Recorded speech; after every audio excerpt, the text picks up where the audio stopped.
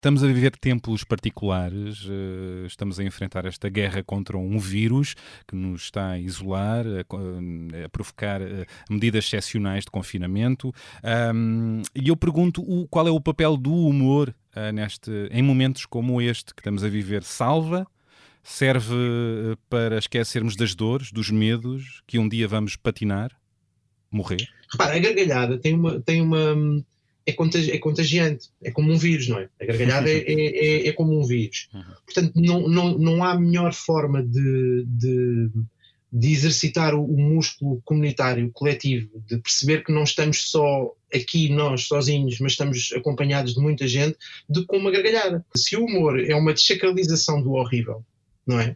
É com isso que nós temos de fazer humor. É pegar numa coisa absolutamente, voltando à palavra, absolutamente insuportável e torná-la objetivo de riso, de gozo. É rir-nos na cara do horrível, da morte, do sofrimento. É essa atitude de desafio que é em si uma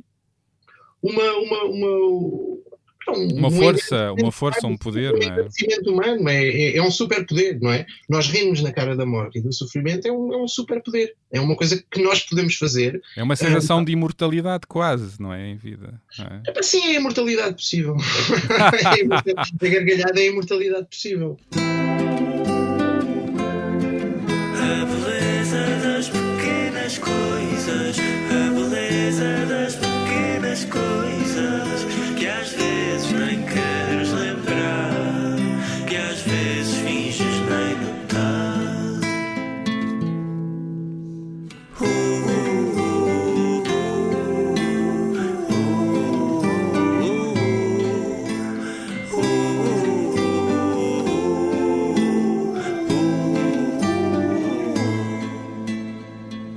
Uma conversa com Bernardo Mendonça.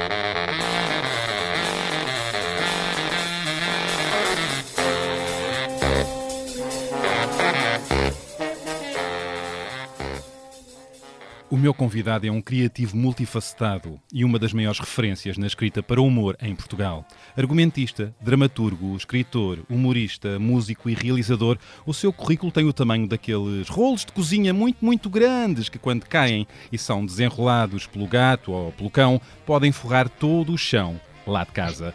Um currículo tão grande em tamanho quanto em qualidade e diversidade. Licenciado em Publicidade, Filipe Homem Fonseca começou a dar que falar nos anos 90, quando integrou o grupo de guionistas das produções fictícias.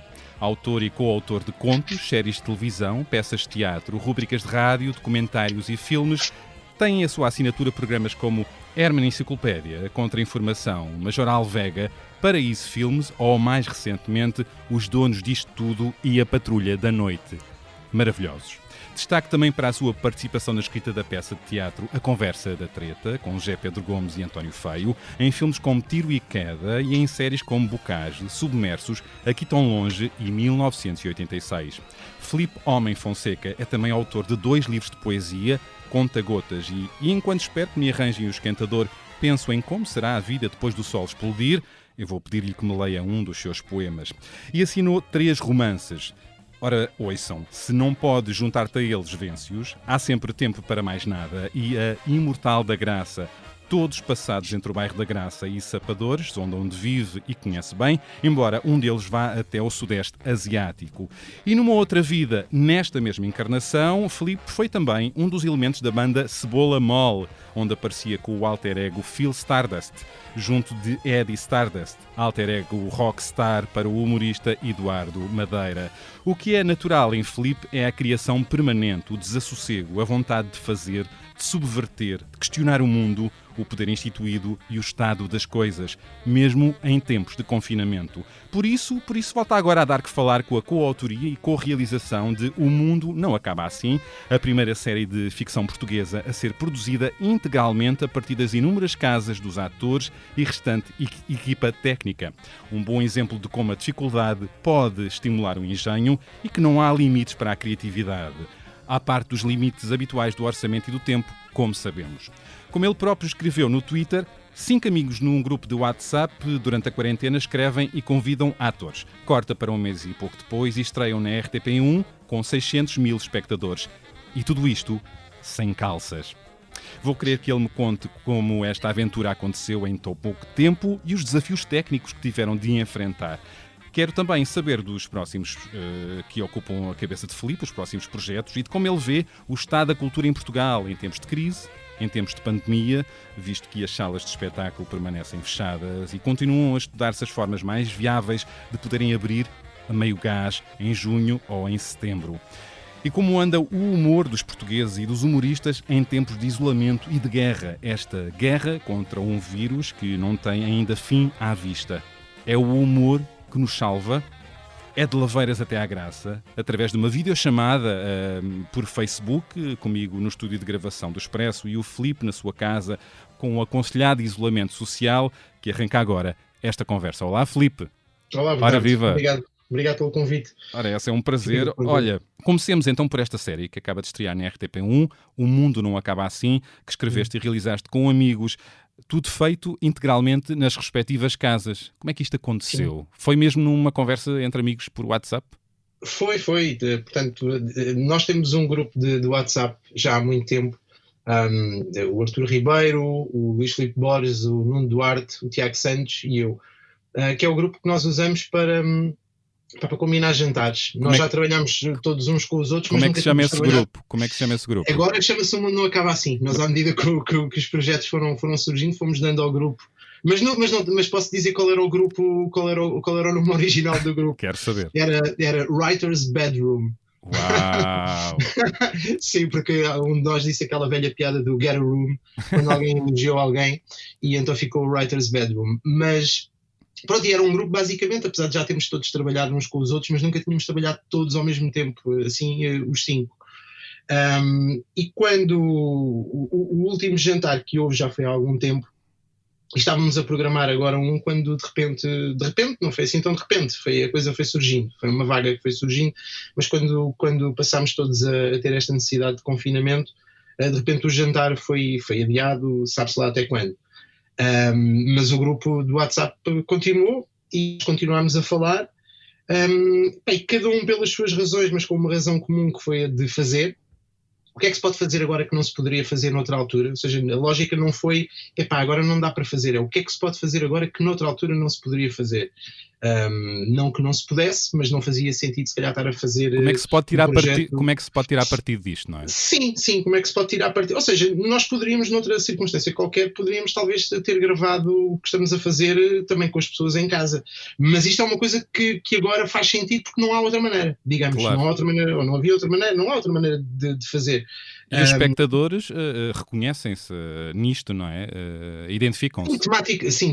Tematicamente, mas o primeiro passo nem foi a parte temática, foi temos de fazer qualquer coisa. Aliás, estou a mentir, a primeira parte foi mesmo a temática, o esquema veio depois.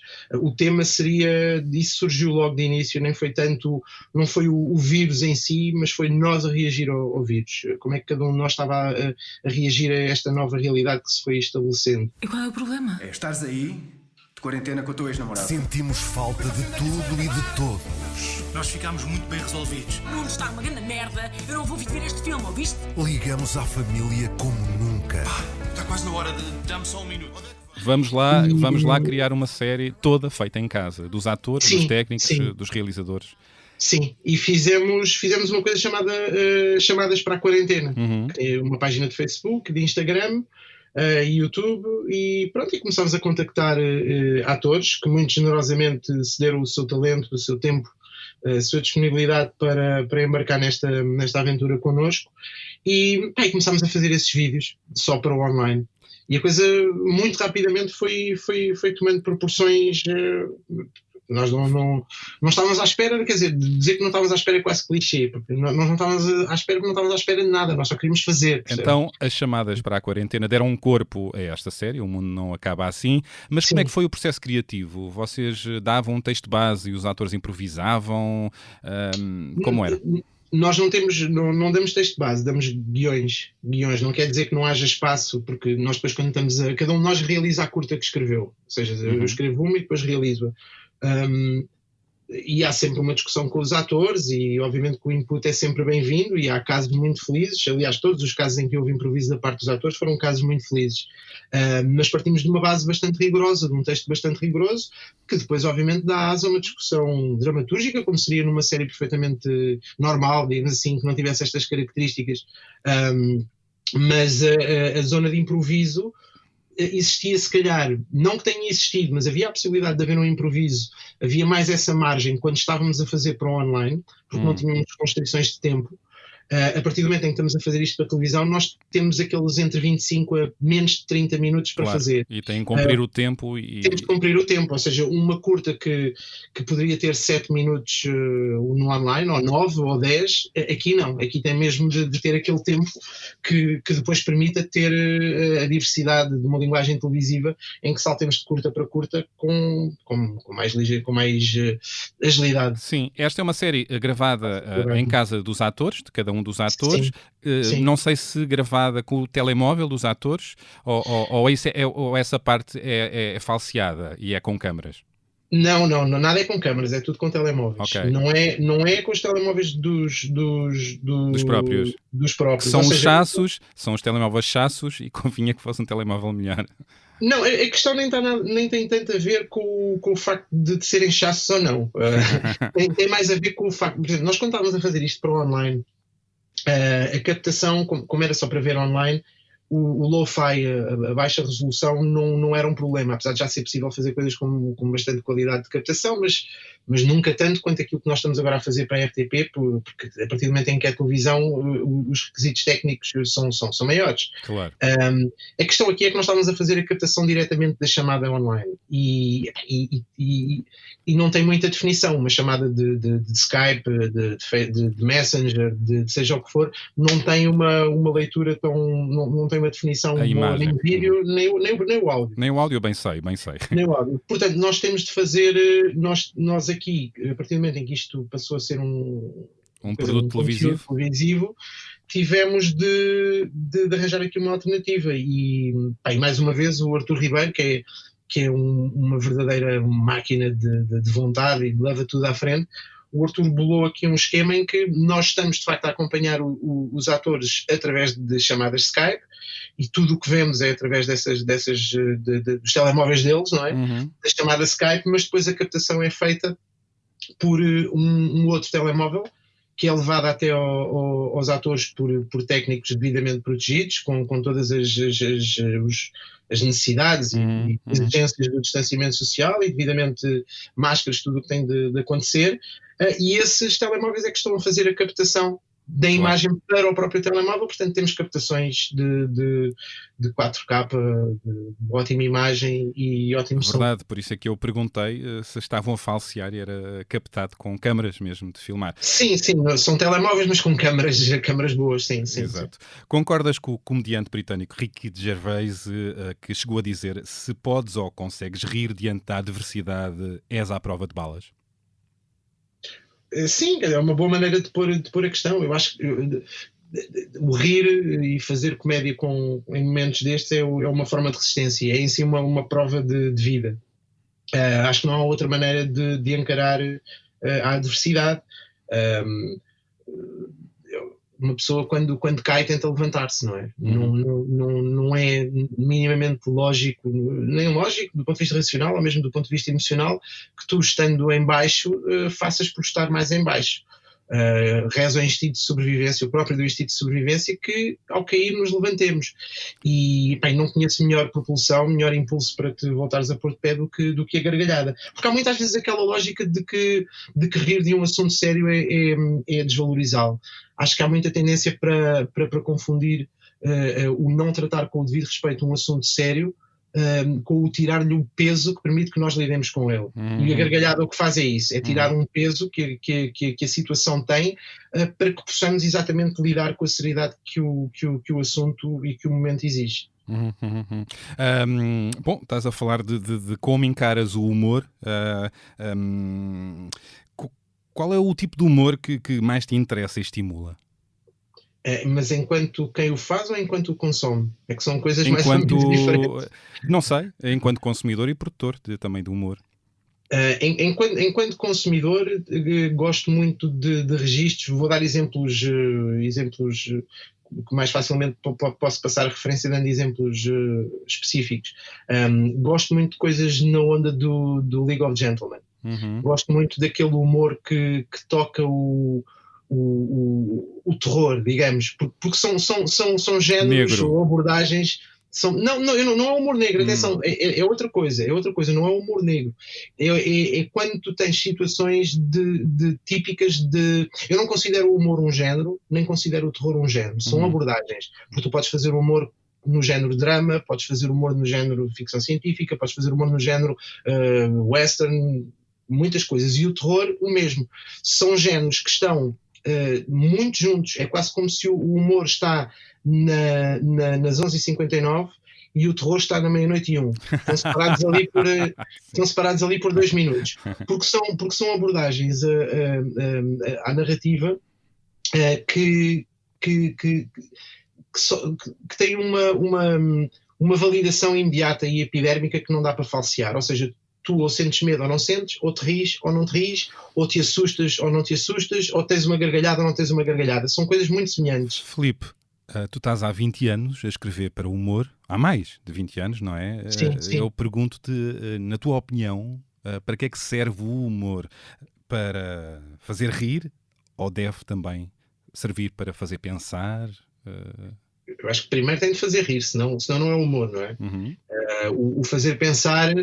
O fazer pensar é sempre uma consequência do fazer rir, porque a gargalhada é o que abre a porta. A gargalhada é o pé na porta. A gargalhada é um pé que escaqueira uma porta, e a partir daí há espaço para...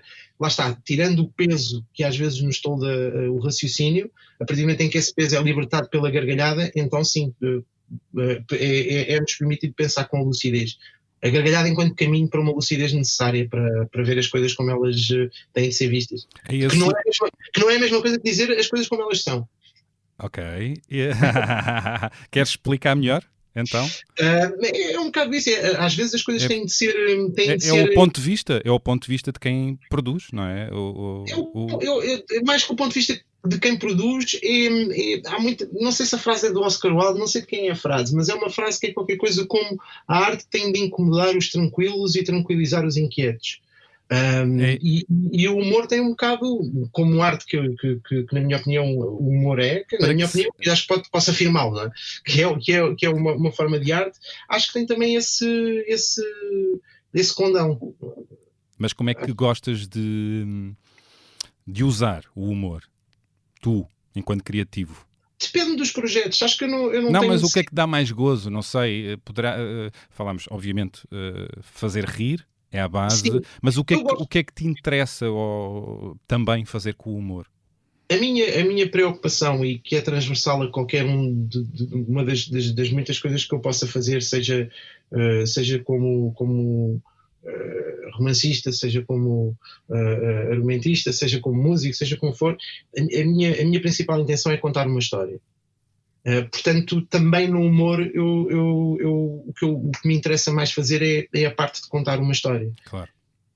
Mesmo que estejamos a falar de sketches, não é? De curtos. Sim, sem dúvida nenhuma. Mesmo que estejamos a falar no caso do humor, mesmo que estejamos a falar de one-liner. Ou seja, de uma piada que é contada numa só frase curta. Claro. Por exemplo, eu gosto muito eu não sou cartunista, já fiz alguns cartoons, mas longe de mim ser cartunista. Enquanto consumidor, eu acho que é das mais refinadas formas de humor o cartoon, porque é a ideia de conseguires transmitir uma história numa imagem de uma forma muito sintética, não é? Sintético, sucinto, imediato, com ou sem texto a acompanhar, ou seja, a imagem levar-te logo para toda uma história, porque tu tens as referências, porque à partida lá está, é também um pé na porta que te abre novas perspectivas que tu não tinhas ainda reparado. Eu acho os cartunistas assim mestres autênticos. São exímios nessa... Tu és um apaixonado pela BD, não é? Eu sei disso. Sim, sou. Já lá vamos. Sim, é a minha formação. E um grande gosto. Bom, estamos a viver tempos particulares, estamos a enfrentar esta guerra contra um vírus que nos está a isolar, a provocar medidas excepcionais de confinamento.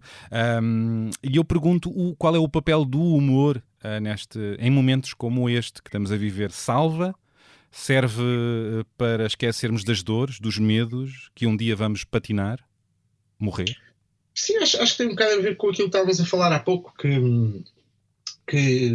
é uma forma de resistência e de prova de vida, e que enquanto cá estamos, seja um segundo, seja um milénio, temos de estar bem. Repara, a gargalhada é contagiante, é como um vírus, não é? A gargalhada é como um vírus. Portanto, não há melhor forma de exercitar o músculo comunitário, coletivo, de perceber que não estamos só aqui nós sozinhos, mas estamos acompanhados de muita gente, do que com uma gargalhada. Ao mesmo tempo, exorciza, quase que nos limpa, não é? Quase que cura, ou curar as dores ao mesmo tempo também, não é? É o tal peso que nos sai de cima, não é? E é perceberes que há também uma frase feita que é: quando choras, choras sozinho, quando ris com o mundo.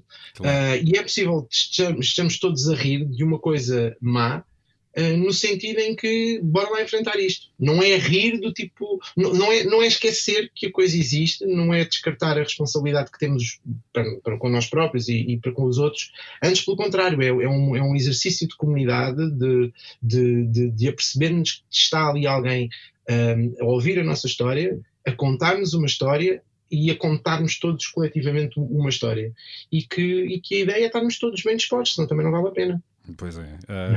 Essa é quase uma atitude na vida tua, não é, Filipe? Sim, mas atenção, isto não é de forma alguma uma atitude otimista. mas também não é pessimista. Acho que não haverá outra maneira de lidar com as coisas, porque senão torna-se insuportável, não é? Lá está, novamente aqui a ideia de peso, o insuportável. Não faz... É incomportável carregarmos essa insuportabilidade no dia-a-dia. Bom, isto leva-me para uma questão que é... eu já li muito sobre isto. É um lugar comum no meio do humor, que os humoristas, os atores também, mas sublinho os humoristas, os comediantes, porque trabalham com o humor, que têm um lado negro, a maioria deles, de vocês, e eu pergunto se tu também o tens. Eu acho que toda a gente tem. Uns mais que outros, não é? Sim. É como tudo, mas toda a gente tem um lado negro e novamente, essa é a matéria-prima a partir da qual se faz o humor. Porque, para que fazer humor com flores e borboletas e coisinhas fofas? Não é? Se o humor é uma desacralização do horrível, não é? É com isso que nós temos de fazer humor. É pegar numa coisa absolutamente, voltando à palavra, absolutamente insuportável e torná-la objetivo de riso, de gozo. É rir-nos na cara do horrível, da morte, do sofrimento. É essa atitude de desafio, que é em si uma força, um poder, não é? O humano é um superpoder, não é? Nós rimos na cara da morte e do sofrimento, é um superpoder. É uma coisa que nós podemos fazer. É uma sensação de imortalidade quase, não é? Em vida. Não é? Sim, é a imortalidade possível. A gargalhada é a imortalidade possível. Uau! Já me fizeste o título, tens consciência? Não sei, mas é uma possibilidade. Um jornalista, um guionista, não sei, um jornalista está sempre atento a estes detalhes. detalhes e quando são muito evidentes não há como não dar conta. Bom, tenho que te perguntar como é que tens lidado com este confinamento. Eu julgo que tens estado mais em casa. Sim, tenho mais... Quer dizer, a minha vida não é muito diferente disto, vou-te ser sincero. É isso que eu ia perguntar. O que é que mudou na tua vida e no teu processo criativo neste confinamento? Na minha vida, e porque eu tenho noção que não sou a única pessoa no mundo, tenho, obviamente, toda a empatia, incomoda-me, perturba-me, sofro com todas as alterações e com as consequências que isto está a levar, isto está a ter. Agora, eu pessoalmente, no meu dia-a-dia, no meu cotidiano, de jantares que eu poderia ter fora 1-2 vezes por semana, e não todas as semanas, não os tenho. Mas eu passo de facto muito tempo em casa. A nível de trabalho, agora que o mundo não acaba assim, e outros projetos que já estava a fazer e que não pararam. O que queres dizer com isso é que de facto na tua vida o mundo não acaba assim. Não, eu continuo Olha, e pelo tom com que estás a falar sobre isto, é que de facto não te está a perturbar muito os teus dias, o teu processo criativo. E emocionalmente também não? Porque eu tenho a ideia que isto tem um impacto emocional em todos nós. Mais ou menos, mas em todos nós tem. Eu acho que esse processar da maneira como isto nos vai afetar a todos, a cada um de nós. Ou como está a afetar, atenção. Sim, a maneira como isso nos está a afetar, mas esse processar, nós apercebemos de como é que isto nos está a afetar, acho que é uma coisa que vai acontecer mais tarde. E acho que no meu caso, e no caso da malta que está a fazer isto, do mundo não acaba assim, este grupo que está a fazer isto, e também os atores, ou seja, estou a englobar toda a gente nesse grupo, isto está a ser também uma maneira de nós processarmos ainda à quente, não é? Toda esta situação, porque nós temos levado para as histórias que estamos a contar na série, temos levado um bocado das dúvidas que nos estão a solapar, com as quais estamos a ser deparados. Mas essa pergunta de que maneira é que isto nos está a mudar, ou de que maneira é que isto nos está a mudar, de que maneira é que isto, que reflexo é que isto vai ter daqui a uns tempos, de que maneira é que nós agora estamos e que ainda não conseguimos ver que estamos, esse processar, eu acho que só virá mais tarde. Acho que agora a altura é de ir avançando. É de ir avançando. Pois é uma atitude boa, muito positiva, muito certa. A verdade é que há muita gente que já está a sentir e já está a verbalizar o impacto emocional, porque está distante dos outros, porque lhe está a alterar as rotinas profissionais. Enfim, o confinamento está a destabilizar. Já está mais uma vez a maneira como as histórias nos aproximam e são fonte de empatia e de conhecer o outro, que é de experiências que são diferentes da minha, pessoal, e que me chegam através das histórias que nos são contadas, histórias reais, não é? Daí a necessidade de estarmos constantemente a alimentar a história, daí a necessidade de cultivar uma ideia de memória, de não destruir a memória, para que possamos todos aprender com todo o caminho feito até agora. E ficamos todos muito mais ricos se tivermos acesso e se fizermos por ir ao encontro das histórias que saem da nossa esfera particular, mas nós não nos podemos arredar delas. Ou seja, o facto de haver, seja na minha rua, seja na minha cidade, seja do outro lado do mundo, pessoas a quem isto está a afetar de maneira diferente, não quer dizer que a minha realidade esteja mais ajustada aos tempos de hoje. As circunstâncias assim o ditaram, não é? Ditam que eu, pela minha razão de ser, não estou, pessoalmente, no meu cotidiano, afetado por estes dias de confinamento. Agora, afeta-me a partir do momento em que eu faço parte desse coletivo e que custa-me, obviamente, que isto exista. Fazes parte de uma sociedade e estás atento ao que se passa. Não, eu poderia perfeitamente continuar eu poderia estar confinado. Aqui a questão não sou eu. não é? Aqui a questão é um nós. É o nós, não é? os outros, Portanto, o nós e os outros. O facto de eu não posso estar porreiro se nós não estamos porreiros. Bom, há quem esteja, não é? Isto agora depende das Pois, personalidades. Isso faz-me, isso lá está, isso irrita-me. Isso é o tipo de coisas com que eu gosto de fazer humor. É como forma de não é um pé na porta, é mais um pé na cara. Pontapé na boca. Sim, mas com gargalhada a mistura é mais saudável. Para que tipo de pessoas? Egocêntricas? Eu nem faço juízo. Para a estupidez é o quê? Chama-lhe distração, se quiseres. Chama-lhe distração. Por exemplo, eu vou-te dar um exemplo específico de uma coisa que me irritou agora nestes últimos tempos, que é pessoas que dizem assim: qual é o problema de eu sair à rua se as ruas estão vazias? Não tem problema. E a pessoa diz: olha, as ruas estão vazias porque há gente que não está a pensar como tu. Se toda a gente pensasse como tu, as ruas deixavam de estar vazias. Ou seja, este exercício de não pensar a liberdade como uma coisa coletiva, porque tudo isso... Agora, eu prefiro encarar isto como uma distração do outro lado e não como... Nos casos sim, noutros casos não será, não é? Pois, lá está. A mim interessa-me só o facto fora daquelas cabeças, estás a ver? Da maneira como a coisa afeta o global, o todo. Não me interessa fazer um juízo de valor, dizer, tu és má pessoa. Não é pessoalizar. É pegar nos atos? Sim, é pegar nos atos e fazer humor à volta disso. E quanto mais poderosos, mais interessantes de serem retratados, ou não? Retratados de criticados. Sim, tem a ver, lá está, tem a ver se calhar com aquilo que estávamos a falar também há pouco, da desacralização do poder, não é? A ideia de que a gargalhada traz o que está numa esfera mais alta até ao nosso nível, para que nos possamos ver cara a cara. É normal que o alvo, se assim me quiser chamar, que o alvo das piadas tenha a ver com seja mais acabe por ser a figura da autoridade. Pois, é o poder do humor a fazer a radiografia ao poder, ou às figuras do poder.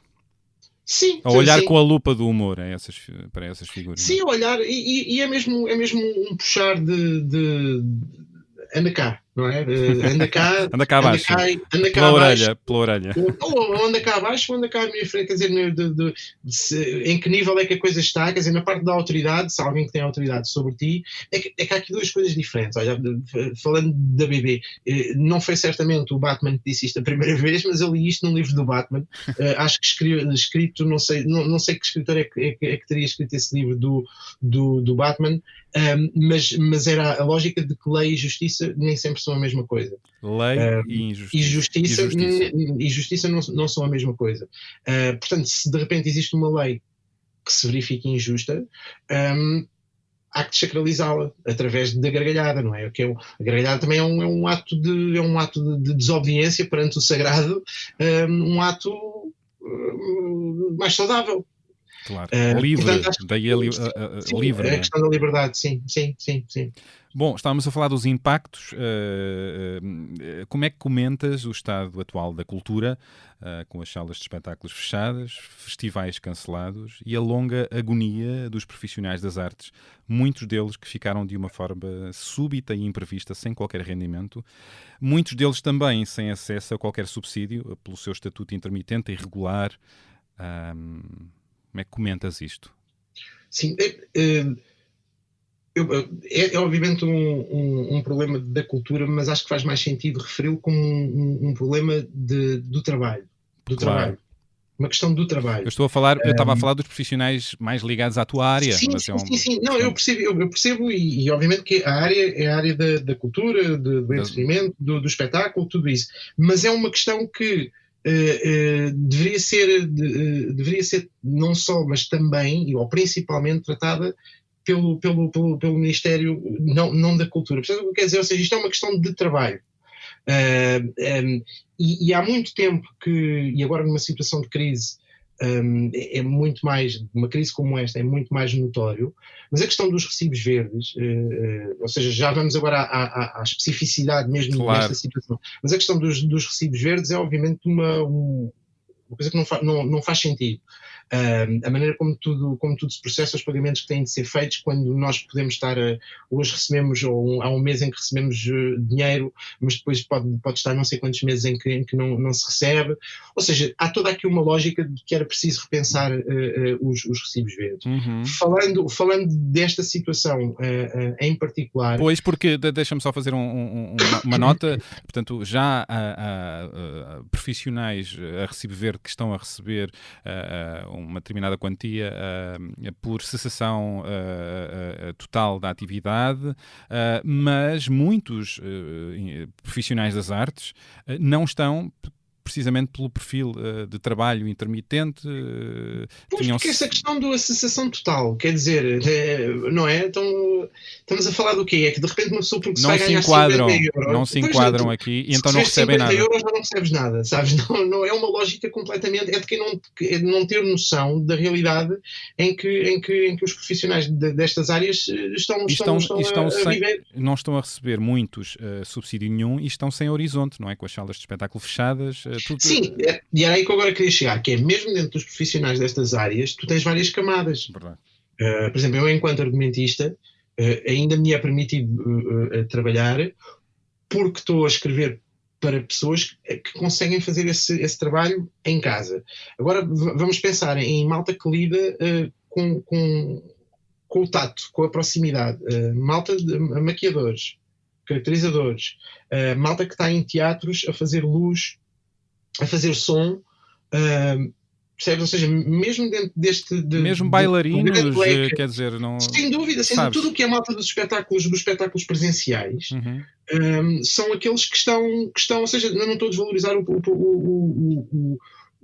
o guarda-chuva debaixo do qual estão todos os profissionais, mas mesmo debaixo desse guarda-chuva existem várias gradações o impacto de problema. É diferente. Ou seja, é tipo uma onda que vai acabar por arrastar toda a gente, mas há malta que já está a ser arrastada muito. Tu sabes de casos assim?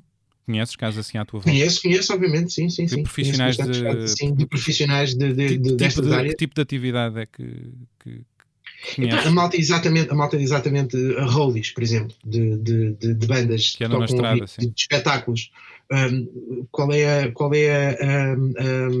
o horizonte que podem ambicionar? Não se sabe. É que nem sequer se sabe. É que se estivesse... Já é grave a paragem, não é? Já é grave a paragem. Uma paragem sem fim à vista, sem se perceber exatamente quando é que a coisa vai retomar, apesar de já haver concertos agendados, mas vamos ver tudo como é que isto evolui. Não se sabe, não é? Ainda é uma incógnita. Sim, mas repara, já tens concertos que estão a ser anunciados para agosto e não sei o quê. Vamos ver.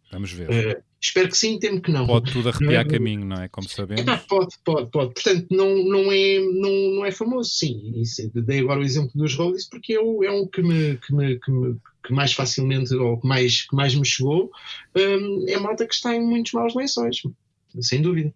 E casos como esse já há muitos, não é, na área das artes. Pois este país ainda não é para artistas. Eu pergunto isto porque insisto, é das áreas mais afetada e sem horizonte. Sim, acho que não. Acho não. Parece-me evidente que não é para artistas. Repara uma coisa, as pessoas que eu conheço e que vivem por exemplo, da escrita, estou a falar agora só da escrita, não estou a falar tudo bem, nas quais eu me incluo, eu vivo da escrita, eu não vivo da escrita, eu não sou artista. Não, eu sou um operário, não sei que nome é que lhe dar, percebes? Mas eu escrevo, eu faço conteúdos. Bom, ao mesmo tempo é mentira, não é? Porque tu que fazer humor é uma arte e portanto não, és repara, um criativo. Eu estou a falar só enquanto a designação para depois passar nos recibos verdes, estás a ver? Ok, é direitos de autor, é direitos de autor, mas nós estamos a responder ou a encomendas, ou temos de ter um certo número de pessoas a assistir às coisas que estamos a fazer. Ou seja, não existe aqui um lado que nos permita fazer...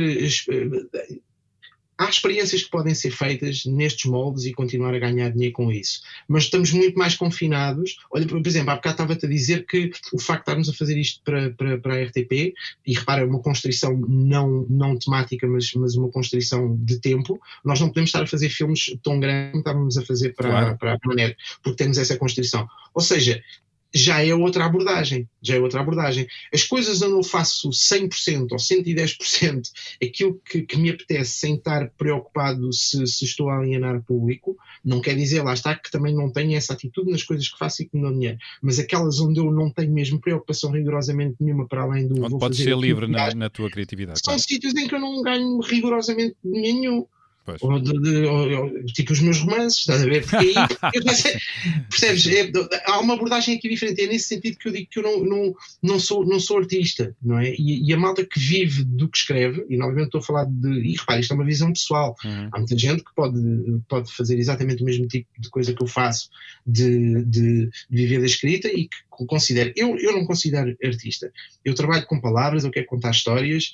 A designação autor não me desagrada, antes pelo contrário, porque existe aqui um lado da autoria. Agora, nunca me ouvirás dizer eu sou artista. Não porque acho que é uma palavra má, antes pelo contrário. Eu não acho que seja uma coisa que nós nos podemos chamar a nós próprios, ou que eu pelo menos me posso chamar a mim próprio. Mas saber escrever para o humor é uma arte. Já disseste. Isso... Mas lá está, mas fazer uma arte não implica que sejas um artista. Claro. Não, são coisas diferentes. Podes dominar não sei, são dois caminhos, não sei se para chegar ao mesmo. Tu há mais... Sim, se calhar é preciosismo meu. Se calhar estou para aqui armado em sei lá, estou para aqui com converseta e se calhar é isso mesmo. Mas não tenho essa visão de ser artista. Agora, é uma nomenclatura, um guarda-chuva onde cabem muitas atividades. E voltando ao início da tua questão, a coisa se este país não é para artistas, é para de todo, não é? Claro que não é. Mas também não sei se muitos são.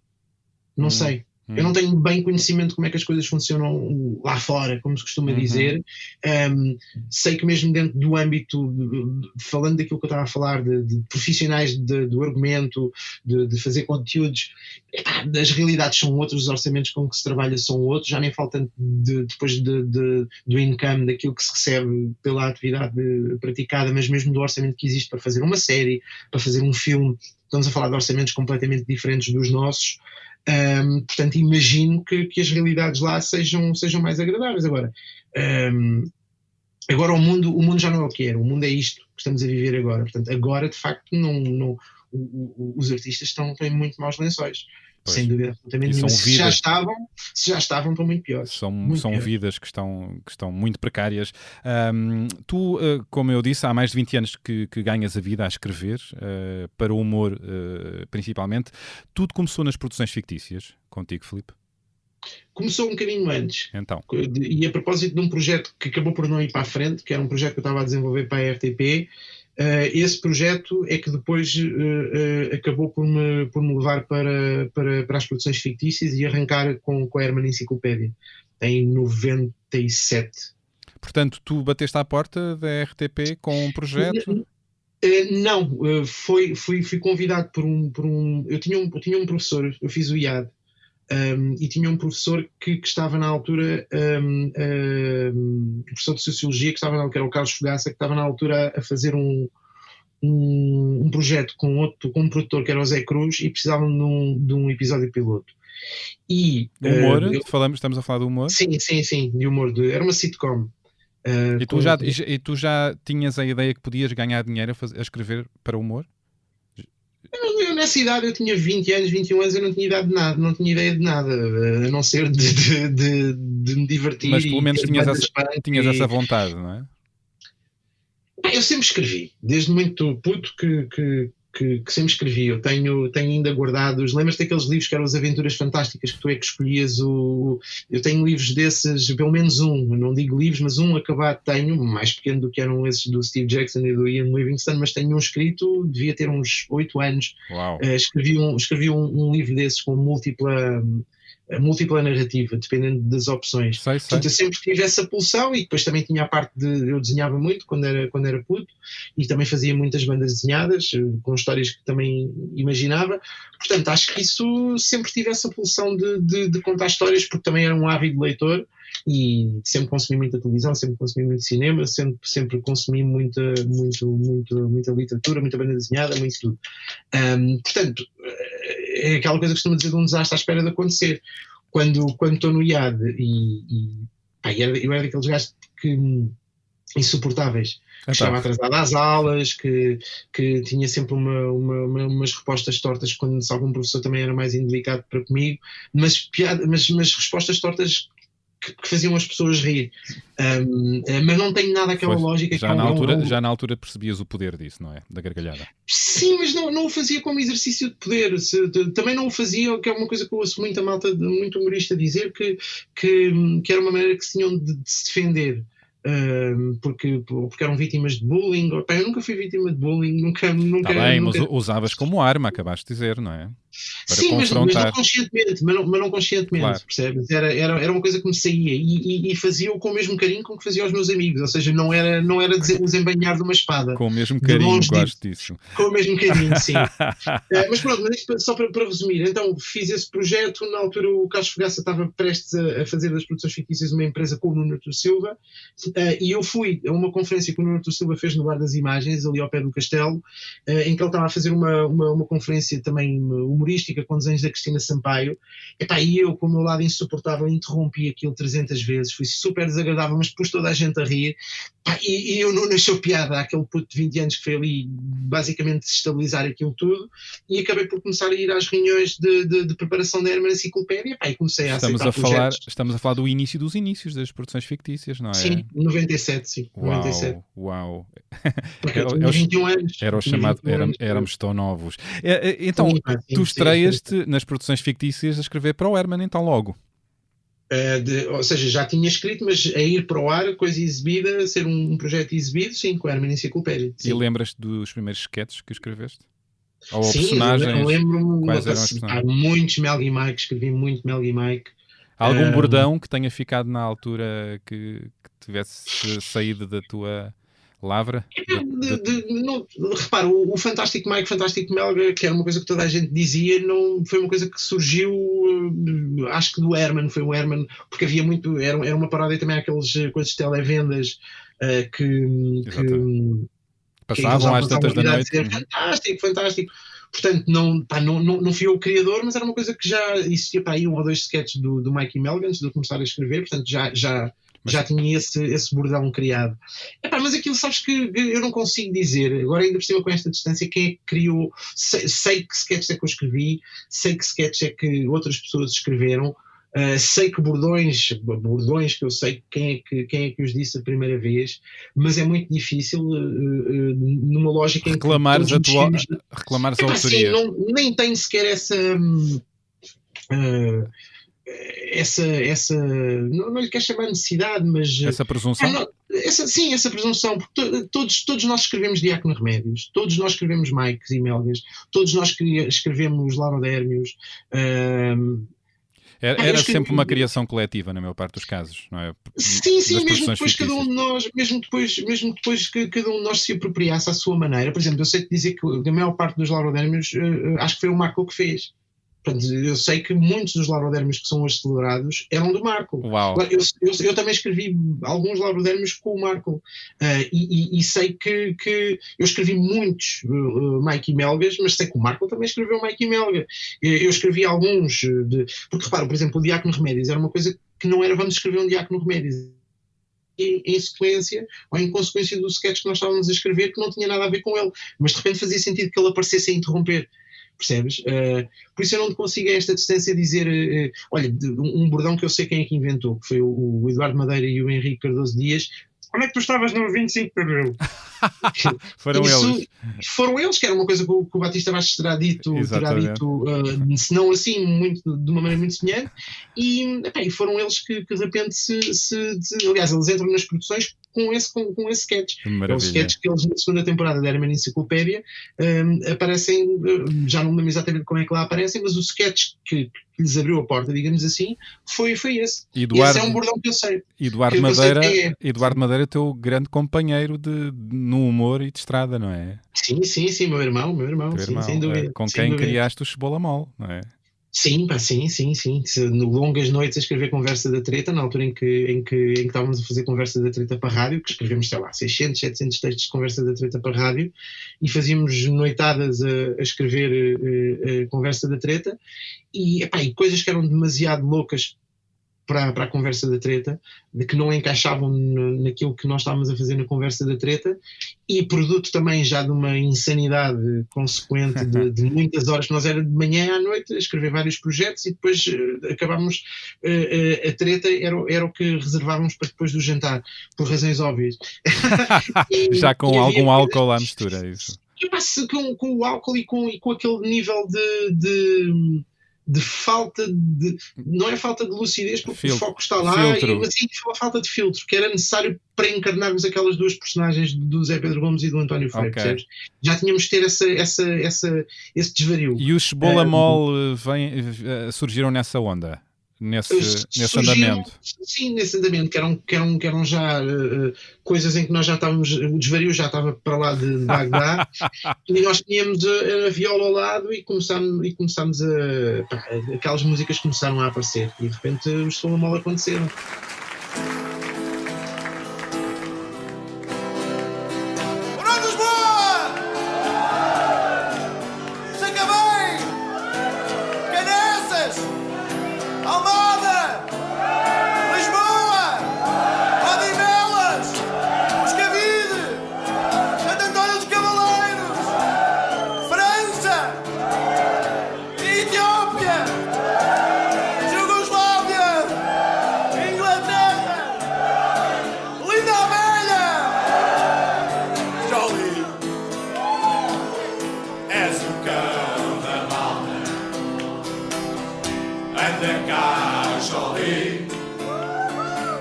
Conhecer a vossa formação foi o nosso Júlio Isidro, no Homem que Mordeu o Cão, não é? No programa de rádio. Sim, foi o vosso Júlio Isidro.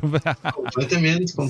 Sim. Ele é um dos grandes responsáveis, aliás, pela divulgação, ele é o responsável por isto ter tornado uma espécie de ébola. É um ébola, muito bem. Bom, ainda sobre produções fictícias, tu vês esses tempos, como o Nuno Artur Silva disse, uma espécie de banda rock, e agora digo eu, sexo, drogas, rock and roll e muita gargalhada. Ele disse mais ou menos isso, não sei se disse exatamente assim. Eu percebo o que é que o Nuno quer dizer com isso, mas isso também revela que o Nuno nunca teve uma banda rock. Eu já tive bandas rock, portanto... Era uma banda rock betinha, vá. Quer dizer, sim, não utilizaria o termo betinha, mas a banda rock é outra cena. Então como é que tu vês esses tempos das produções fictícias? Eram tempos muito estimulantes criativamente, em que éramos para aí 7, 8 pessoas, que depois aquilo foi crescendo e essas 7, 8 pessoas já tinham quem? O Marco? O Zé quando eu lá estou, quando eu entro nas produções fictícias, as pessoas com que eu me deparo era o Nuno Artur Silva, o José de Pina, o Rui Cardoso Martins, o Luís Miguel Viterbo, o Nuno Marco, a Maria João Cruz e a Patrícia Castanheira. Lembro-me disso. E o João Quadros. Acho que não estou a esquecer de ninguém. Sim, acho que não estou a esquecer de ninguém. Depois começámos a fazer a Herman Enciclopédia, e o Rui e o Pina já estavam a fazer, penso que na altura já estavam a fazer, ou então começou em sim, se não foi em 97, foi pouco tempo depois, o Contra-Informação, onde eu depois iria em 2001 ou 2002 viria também a integrar essa equipa com eles os dois, e depois na segunda temporada do Herman Enciclopédia chega o Henrique e o Eduardo. Devo-me esquecer de pessoas entretanto, e depois já no fim da Herman Enciclopédia chega o Ricardo, o Araújo Pereira, o Ricardo Araújo Pereira, o Zé Diogo Quintela, o Tiago Louras, o Miguel Góis, e depois a partir daí, pronto, começou muita gente. Eu acho que toda a gente, de alguma maneira ou de outra, teve projetos que passaram pelas produções fictícias. Quando eu falei toda a gente de profissionais que não surgiram nos últimos, sei lá, 10 anos, e mesmo assim talvez até menos que isso, terão passado pelas produções. Quando eu falei com o João Quadros para este mesmo podcast, ele falou-me das madrugadas insanas, em que ele, não sei, lembro-me vagamente que ele falava muito excesso, muito disparate, em que ele chegou a roubar carrinhos de supermercados, sei lá, lembro-me vagamente de histórias assim. Sim. Como é que te recordas dessas noites, dessas madrugadas a escreverem? Eram incríveis, porque tudo, quer dizer, não é tudo, lá está, é aí que eu faço a distinção de banda rock é outra coisa, meus queridos. Calma. Então como é que epíteto tu podes criar? Como é que vocês eram? Se é que é possível. Não eram banda rock, eram o quê? Eu acho que éramos um grupo de argumentistas, humoristas. Acho que há aí acho que já há aí um bocadinho de insanidade. Old school, anos 90. Sim, quer dizer, late 90s, não é? Porque já estávamos no início dos anos 2000. Ou seja, reparem nisto, era malta de idades variáveis, mas a maior parte de nós era malta jovem, de 20 e poucos. Mas havia aí um pulsar... porque as produções... Era aí que eu queria dizer, ou seja, que havia uma grande vontade de experimentar, de quebrar...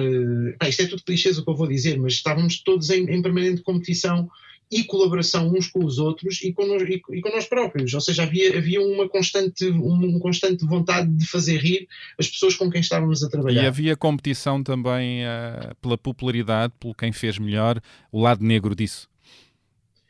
Sabes que se houve, eu não te vou dizer que não me dei por nada, mas isso sempre foi tão secundário. Surgiu-me isto porque agora visitou-me na cabeça que alguns discursos sobre que também aconteceu. Principalmente, alguém me disse, isso começou a acontecer quando os argumentistas, quando vocês começaram a aparecer, a dar a cara. O que eu te posso dizer houve uma competição de popularidade, isso é verdade? Não, o que eu te posso dizer é que sempre houve uma grande necessidade que me parece legítima e que também compreendo porque é que acontecia o que aconteceu. De repente tu tinhas, como havia muitos projetos que nós estávamos a fazer, ou seja, no meu caso e no caso de muita gente, nós não fazíamos só coisas nas produções fictícias, fazíamos coisas com outras produtoras também. Os projetos que fazíamos nas produções fictícias, para mim e para muita malta, para toda a malta, posso dizê-lo, era importante que tu soubesses, que o público soubesse, que o facto de eu estar nas produções fictícias a fazer estes projetos e que não sei quem estava nas produções fictícias a fazer estes projetos, não queria dizer que todos estivéssemos a fazer ou seja, era importante marcar que, olha, eu faço parte da equipa da Herman Enciclopédia e também faço parte da equipa da Paraíso Filmes. E outra pessoa que estaria a fazer o Herman 98, eu não estava a fazer o Herman 98. Portanto, não era pelo facto daquilo ser tudo produções fictícias que eu ia reclamar para mim a autoria do Herman 98. Era importante perceber onde é que estavam as assinaturas. Sim, eu acho que isso é legítimo, porque repare, claro. Exatamente porque não temos os rostos, exatamente para nem ter, obviamente depois muitos desargumentistas que mas os rostos depois começaram a aparecer, não é? Os rostos começaram a aparecer já enquanto frontman, enquanto figura, ou seja, o Ricardo dá o salto e o Esgato dá o salto fora da malta que está só por trás do computador a escrever. O Marco deu também. O Marco já tinha o lado da rádio. E vocês também depois começam todos, não é? Sim, quadros, mas, tu... Sim, mas eu sempre tive esse lado no Cebola Mole em que eu estou perfeitamente, eu sou outra pessoa, ou seja, eu não sou, aquilo era aquilo, eu nunca quis ser rosto, nem quero ser rosto, não tenho interesse nenhum em estar do lado de uma câmara, eu quero continuar a fazer o que estou a fazer. Os bastidores na criação interessam-te mais, a escrita? Sim, sem dúvida, é o que me interessa fazer, é aquilo que eu vim para este meio, digamos assim, para estar a fazer aquilo que estou a fazer e mais além. Não tenho interesse, não quer dizer que ponha uma barreira, tipo, eu não quero passar para o lado da câmara, já o fiz algumas vezes, mas não é de todo aquilo que me interessa fazer aqui. Portanto, só vou dar um bocadinho atrás. Essa parte não era tanto uma competição, era só, fui eu que fiz isto. Estás a ver? Eu tenho um amigo de há muito tempo, um jornalista que é o João Morales, que nós conhecemos há 20 e tal anos, que foi exatamente numa jantarada de uma amiga comum, em que estava toda a gente a repetir frases do Herman Enciclopédia, e eu com os meus 20 e poucos, 21 ou 22, aquela coisa de um certo orgulho, dizer, olha, por acaso esse sketch fui eu que escrevi. E de repente o gajo olhava para mim, encolheu os ombros, do tipo, está bem a velha. Este ano eu comecei a me enervar, do tipo, não, porra, estou-te a dizer que fui eu que escrevi isso. Porque é o teu nome, é a única coisa que tu tens. É alguém dizer assim, olha, este gajo escreveu isto. É capital de criação que Filipe, tu queres. No teu património, não te esmagou, não te perturbou no início saberes que estás a escrever para o grande Herman na altura? Estavas a começar? Foi uma vertigem, ou seja, senti essa responsabilidade, mas lá está, fazia parte dessa vertigem de é tudo novo, é tudo experimentação, é tudo para além do real. Percebes? É uma falta de discernimento. Sabes aquela sensação idade, quando tu vais também tem muito a ver com a idade, mas mais que a idade é a circunstância. Sabes quando tu vais a descer uma ladeira e os passos já são maiores do que a tua capacidade de correr. E tu sabes que a qualquer momento te vais esbarronar, mas tens aqueles 5 ou 6 passos em que isso ainda não acontece. Mas já sentes que são virtuosos, mas estão ali no limite. Estão no limiar, no desastre. E conseguir cavalgar esse limiar do desastre foi incrível. E foi, repara, é que começou também, não tinha grande tempo para respirar, porque foi o privilégio enorme de estar a escrever para o Herman, em que já tinha na equipa do Herman outros atores como o Zé Pedro Gomes, o Miguel Guilherme, a Ana Bola, o Joaquim Monchique, e depois a seguir começamos com a conversa da treta com o António Feio e com o Zé Pedro. Era tudo assoberbante. Percebes? Era tudo de uma maneira pelo que eu sei, pelo que o Herman me disse, me contou, não sei se na altura já ele reescrevia muitas coisas, portanto ele tinha uma mão no texto. Sim, sempre. Sim, ele tinha uma mão. E mais que não podia deitar abaixo todo um sketch e refazê-lo, não é? Podia, isso acima de tudo, repara, nós estávamos a escrever para ele. Claro. Qualquer coisa que ele não quisesse fazer. Não achasse graça, não quisesse. E digo-te, sim, era o que faltava. Isso é uma escola, isso foi uma escola que passaste também, não é? Sim, foi uma escola, repara, não só essa lógica, estarmos a fazer isso para o Herman que tinha essa mão e que às vezes não era uma coisa que ele fazia no papel, era uma coisa que de repente durante as gravações improvisava e ia para o outro lado, não é? Ia para o outro lado e era esmagador. Uau. Ou seja, era o gênio que estava ali. 99,9% das vezes em que nós víamos coisas, eu falo por mim, mas acho que falo por muitos de nós, 99,9% das vezes em que aquilo saía do que nós tínhamos escrito, era pelo caminho muito mais surpreendente e muito mais hilariante do que tinha sido imaginado. E ficavas em perspectiva, punha-vos no lugar, ainda tinham muito que caminhar para chegar, não é? Sim, mas isso sempre houve essa ideia. Claro. Sempre houve a ideia aliás, ainda hoje, quer dizer, o Herman é o mestre com M grande, não há dúvidas. Ainda, não é? E tem-se reinventado. Eu disse ainda só porque estamos a falar de uma realidade de 97, mas o ainda aqui nem não, é o sempre. Não é hipótese, há de ser sempre. O Herman há de ser sempre o mestre. Deixa-me perguntar, desculpa. perguntar-te, achas que o humor, seja para quem está à frente, seja para um Herman José, humorista, ou para quem escreve o humor, que é o teu caso, envelhece bem, tende a melhorar, ou não? Falaste do humor ou do humorista? Desculpa, pus estas duas hipóteses, não é? Porque falámos do Herman, que já não escreve tanto, não é? Envelhece bem e tende a refinar, ou o pulsar, aquela coisa da veia criativa inesgotável do início pode esgotar-se a determinado momento? Acho que cada caso é um caso. O que tu podes eventualmente perder em frescura, ganhas em experiência, em aprendizagem, estar mais consciente, tens mais referências. E o humor trabalha muito com referências. E eu pergunto a ti, como é que te estás a sentir? Tu com 20 anos e agora tu que tens 40, não é? Faço, sim, tenho 40, sim, tenho 45. Tenho 45 E então, como é que tu vês? Sentes que estás a fazer faço... muito melhor com... Sim, sem dúvida nenhuma. Faço muito mais, ou seja, eu tenho muito mais, é como ginásio, não é? Ou seja, eu entrei no ginásio com 20 anos e estava cheio de vontade e depois, se calhar, puxava pelo músculo mais do que aquilo que me era permitido e no dia seguinte tinha dores, mas quando era novo, como era muito novo, as dores passavam ao largo. Hoje em dia... Estás cheio de músculos, hoje em dia. Tenho muito mais músculos, sim, sem dúvida. Ou seja, aquilo que perdia Primeiro, não considero que tenha perdido assim tanto vigor, mesmo físico, porque eu também durmo muito pouco. Quantas horas por noite? Em média eu digo isto e as pessoas acham que é esquisito, portanto eu também já não insisto muito. Mas a minha média é 4 horas, eu não durmo mais 4 horas. És tu e sabes quem é, não é? Sim, o Marcelo, sim, também. Não posso deixar de falar do evidente, não é? Eu percebo. Mas sim, para mim dormir 6 horas é assim já um luxo. E já me deixa retemperadíssimo. Não quer dizer que de muito em muito tempo não durma assim umas boas 8 horas. Mas é grande maluco. É muito raro. Mas repara, não...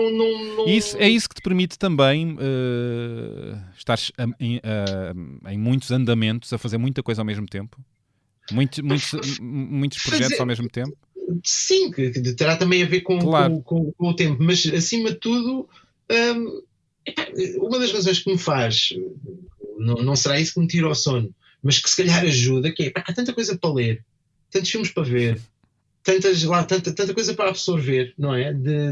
Eu adoro a sensação de estar a ver uma série, ou de estar a ver ou estar a ler um livro, seja o que for, e gosto de ver os fios. Gosto de ver os fios, de ver a mecânica que está ali, para além da temática, para além da história, perceber a estrutura, perceber como é que aquilo foi feito.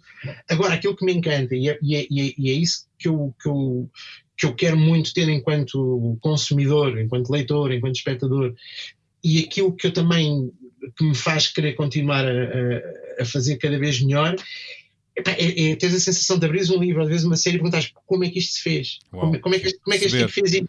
Sabes, é que tu, às 2x3, perdes completamente qualquer visão analítica da mecânica daquilo e estás completamente envolvido na história. Isso é o melhor, não é? Quando desligas, tu és capaz ainda de fazer isso, és capaz de ver uma série, estou a falar de uma série, de um filme, ou seja, porque tu és... É esse momento que eu procuro. Deixar de pensar na técnica. Já não é tão comum. Normalmente já não é tão comum porque a pureza já se foi há muito, não é? Porque percebes muito dos bastidores da coisa, não é? Sim, e percebes realmente novas formas de fazer as coisas, não é? Há infinitas maneiras de contar a mesma história. Aliás, há infinitas maneiras de contar a mesma. Existem 7 intrigas, não é? Existem 7 intrigas nas narrativas, não há mais que 7 intrigas. Isto depois era outra longa conversa. Sim. Mas depois existem as histórias infinitas, porque as personagens com que tu cruzas essas intrigas dão possibilidades infinitas. E quando tu consegues mexer na mecânica e a justa posição de várias intrigas na mesma história. É no detalhe onde tudo pode acontecer, não é? Tudo pode ser mais, não é? Ter um olhar próprio. É na árvore e na floresta também. É em ambas as coisas. É no detalhe, mas é também no conto geral da questão. Eu vou dar um exemplo. A última série que eu vi, que fiquei esmagadíssimo, de um autor que eu adoro já desde que ele era entre aspas, só o escritor, que é o Alex Garland, e que depois começou a fazer muitos filmes como argumentista do Danny Boyle, e depois começou ele próprio também a realizar. E tem uma série que estreou este ano, que é o Devs. Devs, chama-se Devs, D-E-V-S. Que é esmagador, são 8 episódios. Não vi. Eu posso dizer o sobre, mas é sobre o plot? O plot, nada do que eu diga. Tu quando vês a série, porque lá está, isto vai contra todas aquelas coisas tem de ser uma série que tu faças o pitch em 2 minutos para agarrar, é impossível. Mas basicamente é sobre malta que escreve código numa empresa de desenvolvimento informático. E que depois isto mete um lado policial, mete um lado de ficção científica hardcore. E onde é que isso está? Onde é que se encontra isso? Cá podes ver na HBO, uma produção acho que é Hulu ou Amazon Prime, não tenho a certeza, mas tu consegues ver na HBO. The last time I saw him, he was headed toward Devs, and then he disappears. Something bad happened to him. You know what happened to him. If you came for answers, ask me what you don't know. What is Devs? This is the only principle you need to understand. Nothing ever happens without a reason. Acima de tudo é uma história sobre o livre-arbítrio, sobre a ilusão do livre-arbítrio, mexe com questões do eternalismo, mexe com a teoria dos múltiplos mundos, múltiplos universos, e a condição humana, a partir deste caldeirão, a maneira como a condição humana e essa ilusão de que temos capacidade decisória, começa com uma narrativa muito cerebral e rapidamente se transforma numa coisa super emotiva. Ou seja, faz o caminho inverso. Essa ilusão que temos capacidade decisória. É interessante. Sim. É tão bom nós pensarmos que temos mão na nossa vida. Sim, quando no fundo, estou a falar agora pela série, não que isso seja a minha opinião ou whatever, mas a lógica determinista. Mas que repara, não sendo a minha opinião, é uma discussão que eu posso ter durante muitas horas, porque as coisas só parecem aleatórias se tu não tiveres na posse de todos os dados que levaram a que aquela coisa fosse feita, inclusive é aquilo que te parece uma escolha. Filipe, esta conversa só será suficiente se tiver 24 horas ou 45 horas, eu acho, estou a perceber agora.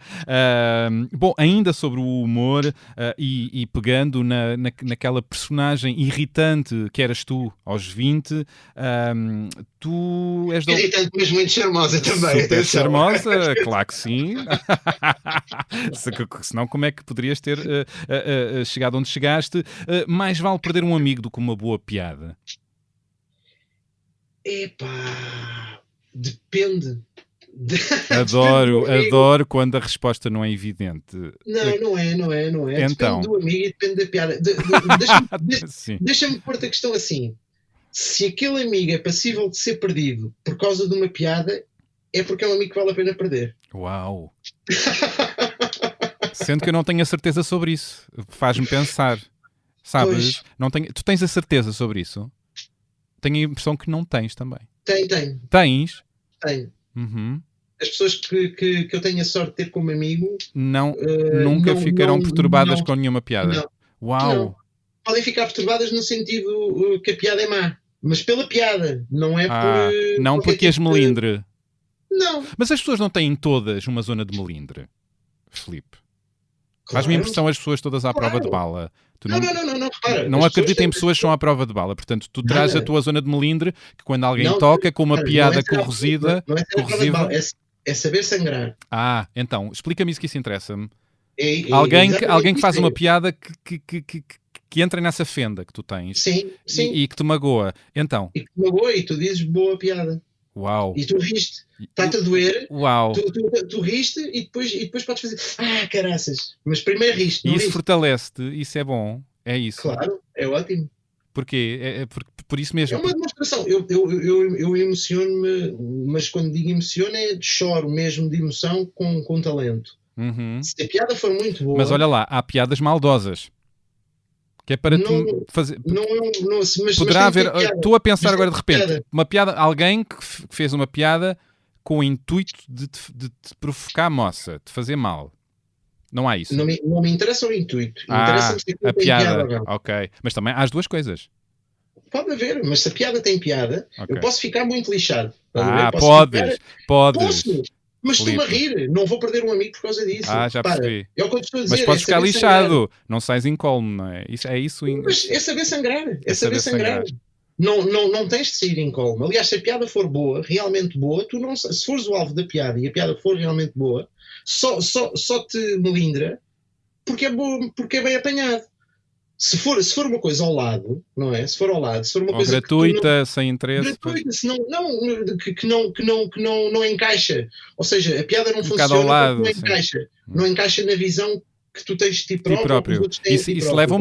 Isso leva também a uma conversa, não é? A ideia que tu tens de ti próprio e a ideia que os outros têm de ti, não é? Se a piada for boa e te revelar uma zona de ti próprio, e lá está, e vamos outra vez à analogia da ferida, se te põe a descoberto uma carne viva que tu não sabias que tinhas por baixo, poça. Uau! Eu escolho amigos assim. Uau. Adoro, aliás, a relação que eu tenho com os meus maiores amigos é é na base dessa franqueza. A frase é: gosto do humor que me faça sangrar? É isso? Não gosto do humor que me faça sangrar. Acho que temos eu gosto de vários humores. Gosto de humor que faz festinhas. Também há humor que faz festinhas. Gosto de humor que eu gosto de humor que faça rir. Estás a ver? Tem que fazer rir. Se faz rir... Mas que faça rir, ponto, depende do que tem associado também, não é? Mas isso é depois do ponto. Mas a frase a seguir também é importante, não é? Para a minha... Para aquilo que é a avaliação do humor, eu acho que tudo o que vem a seguir, não sendo acessório, mas tal como a frase encerra, vem a seguir. Pedro o humor faz rir, ponto, final parágrafo. E depois podes ter, repara, tu podes ter um tratado enorme. Olha, eu tenho aqui a antologia, por exemplo, do humor negro. É um tratado, de 1000 e tal páginas, certíssimo. Mas tudo isto resume humor faz rir. A partir daí, há uma frase que diz... Tudo o que vem acrescenta, já percebi. Repara uma coisa, repara na crueldade intrínseca a esta frase e na grande verdade desta frase, na condição humana, na ferida que é revelada, a ferida intrínseca à condição humana que é revelada esta frase, que é: se alguém cai e se aleija, é muito engraçado. Se alguém cai e se aleija muito, com muita gravidade, então é hilariante. Não tenho a certeza disso. Tu não tens a certeza disso, mas percebe, olha, voltamos àquilo que a gente estava a falar. Alguém que cai e morre, ou não sei o quê, não tem piada nenhuma. Eu não falei morrer. Não, ou fica paralítico e fica... Também não falei disso. Mas se for muito grave, fica paralítico. Imagina, uma pessoa cai e fica paralítico. Não há piada. Agora deixa-me responder, fazer-te a pergunta de outra maneira. Tu preferes alguém... Estou aqui no contraponto a tentar... Sim, eu agora vou tentar pôr as coisas de outra maneira, que é: tu preferes uma pessoa que vê alguém cair, ri-se e vai ajudá-la, ou preferes alguém que vê alguém cair e diz ai coitado e segue a sua vida? Ai nada, não, a primeira obviamente, e também não gosto de pessoas chongamongas e... Não. É só isso. É que as pessoas agora o olhar empático também me interessa. O gargalhado é um olhar empático. Okay, sim. Sabes porquê? Porque estás a encarar isto é uma coisa epidérmica, portanto ou ris ou não ris. Claro que sim, é verdade. Estamos a racionalizar uma coisa que é profundamente epidérmica. Eu sei. Se tu encarares a gargalhada como um desrespeitar da vítima, estarás, obviamente, e numa discussão ganhas logo o argumento que é: isso é desrespeitar a vítima. Mas há muito aquela história, por exemplo, não se pode fazer piadas com pedófilos. Porquê? Não pode haver pedófilos. Não comparemos o rir, gozar, apontar, desvendar um pedófilo com o fazer piadas. Mas ambos concordamos aqui, não é? O problema aqui não é que haja alguém que se ri da pessoa que caiu e se aleijou muito. O problema aqui é, primeiro, perceber porque é que a pessoa caiu. Claro. Alguém provocou a queda, então se calhar devíamos era estar a olhar para a pessoa que provocou a queda. Não é? E se depois tu de repente percebes que a pessoa caiu por sua própria culpa, sabes? E aí começas a ver, ok, então se calhar há razões para rir. Agora, a primeira reação que tu tens é verdade, é uma coisa totalmente humana. Mas depois logo a seguir, se a coisa é muito grave, perdes a vontade de rir. Mas percebes agora logo a seguir. Percebo e concordo absolutamente contigo. É depois do ponto final.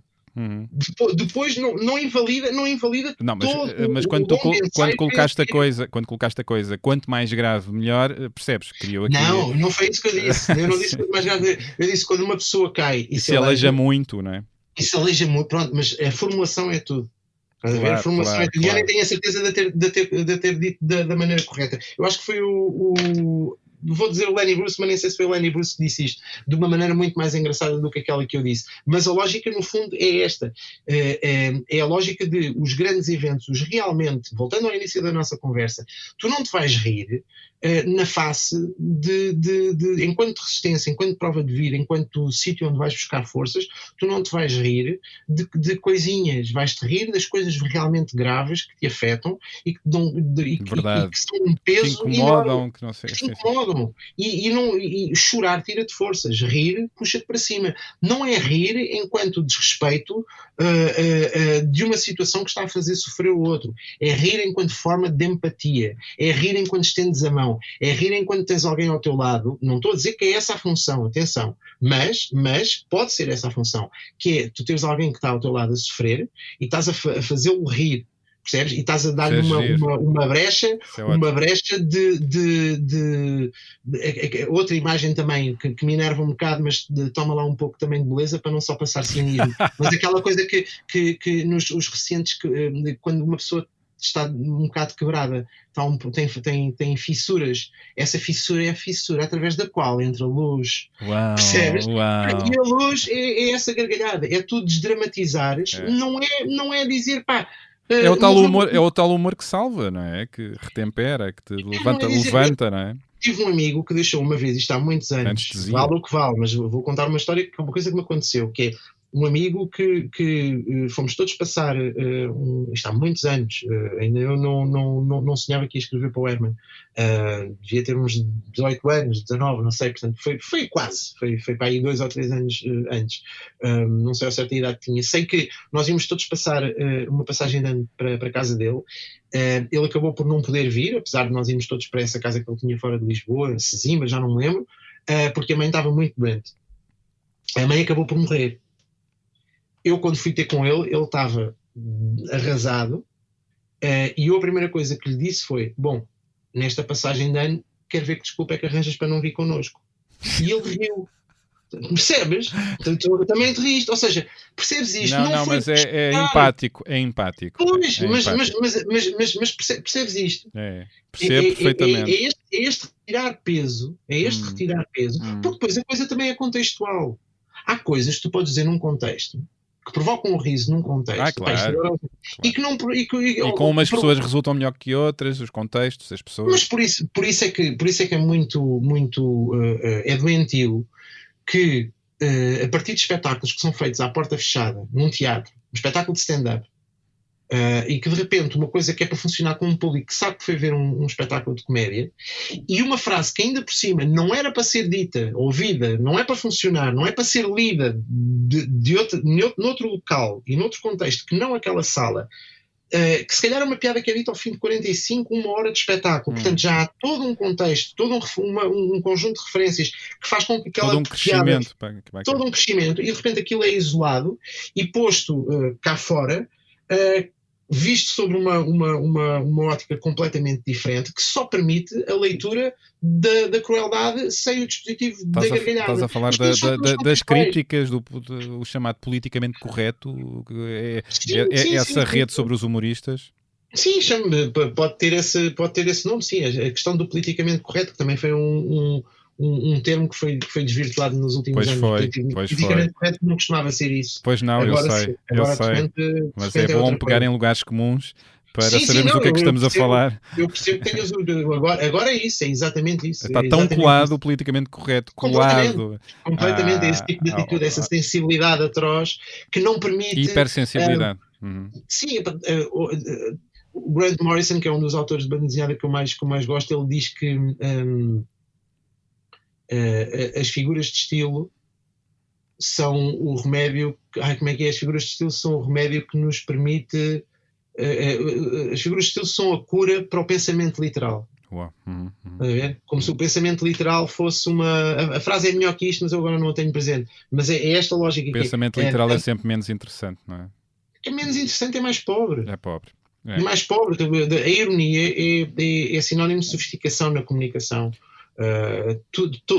O segundo sentido, o terceiro sentido, lá está. A partir do terceiro sentido começa tudo a ser muito mais interessante até, não é? Eu acho que sim. Sabes porquê? Porque pressupõe uma verdade básica, primordial, não é? Ou seja, talvez ingenuamente, eu cheguei a pensar que já estávamos num estágio em que existiam verdades inabaláveis, em que uma pessoa podia fazer uma piada essencialmente cruel e outras pessoas perceberiam logo, isto era a minha ingenuidade de há uns anos a falar, perceberiam logo que o que estava ali a ser feito era uma sátira à pessoa que diria aquele tipo de crueldade a sério.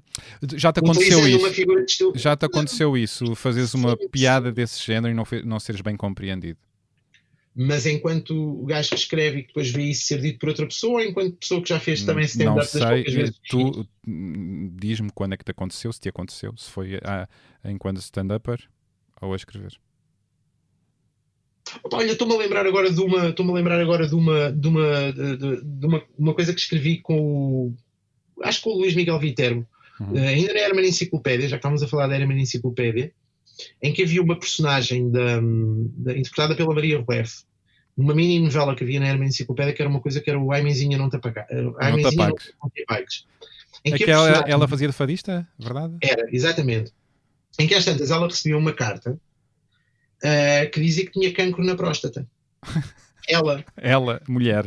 Ou seja, ela, mulher, tinha cancro na próstata. Epá, e nós recebemos, foi muito engraçado porque recebemos exatamente duas coisas absolutamente nos antípodas.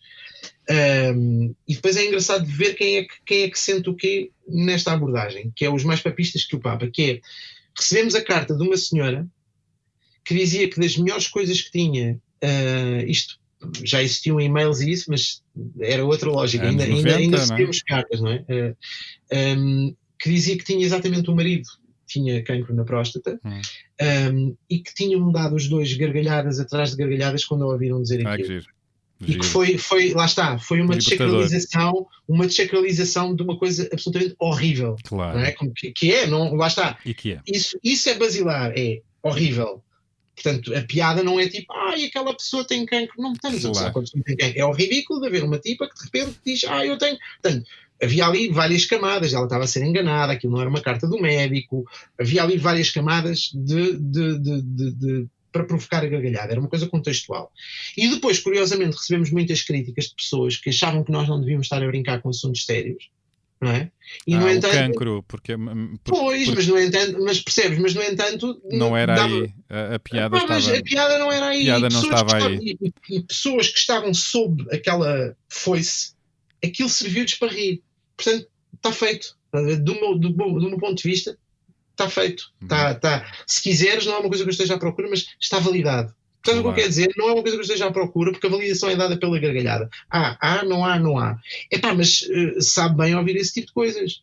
Percebes? De repente tu dizes assim, ok, de facto, e para quem está a começar a fazer humor, tu perceberes esse poder sei que estou a utilizar muitas vezes esta palavra, mas a desacralização que se dá a coisas que são horríveis, e esse peitar, esse rir na cara dessas coisas horríveis, se essa não é a coisa mais maravilhosa que o humor nos dá, que a comédia nos traz, redentor, não é?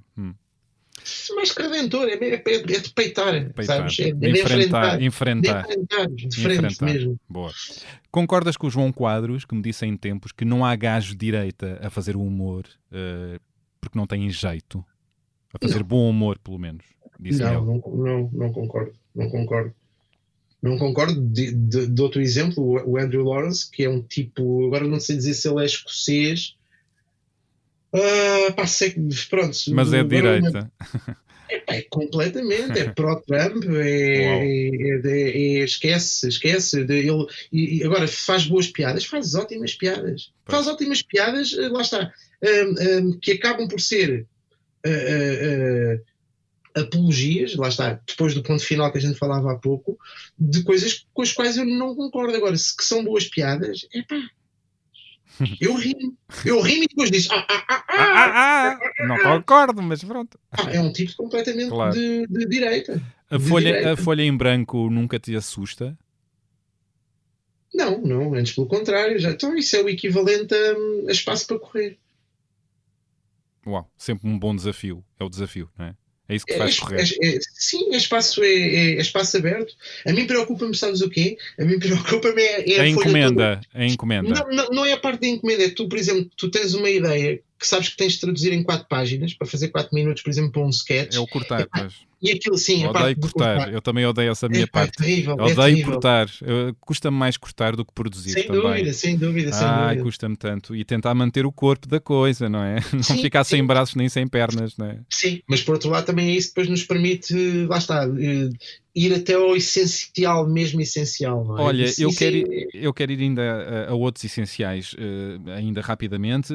Já escreveste 2 livros de poesia, Conta-Gotas e Enquanto Espero que me arranjem um esquentador, penso em como será a vida depois do sol explodir.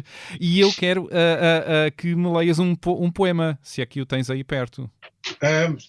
Tenho, mas sei lá. Tens algum que possa ser lido mais rapidamente?